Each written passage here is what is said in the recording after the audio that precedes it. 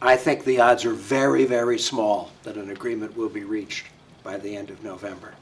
In fact, I'd be very comfortable putting a pretty big bet that there won't be a final agreement by the end of November.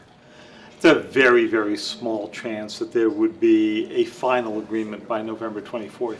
I think there is a good chance that there could be some agreement of some principles with an understanding that much more would have to be negotiated out, and that means that this could go on for some time.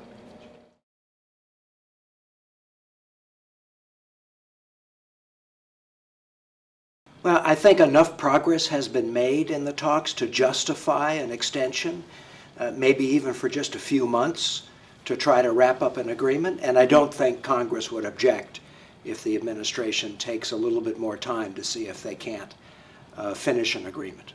I think that there was opposition to having any real lifting of sanctions prior to the election. I think that probably has hardened a bit after the election. But it wasn't really part of the president's plan. The president's plan is to suspend some of these sanctions by his own signature for some period of time so that it would keep pressure on the Iranians that he could reimpose those sanctions if they backed off on their own commitments.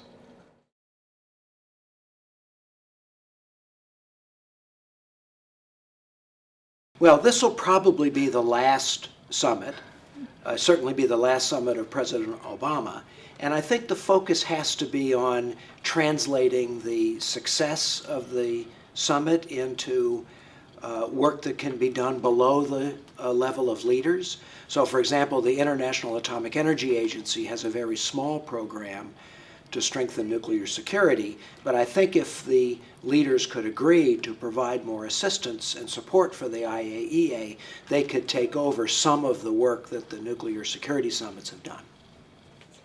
I think the next summit needs to move beyond an agenda of just nuclear security. The wonder of nuclear security is everybody's in agreement with it. Nobody wants loose nuclear material around.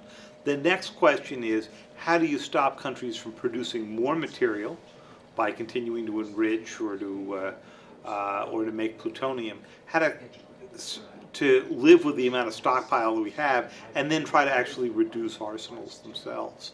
And that's a much more politically difficult thing to do.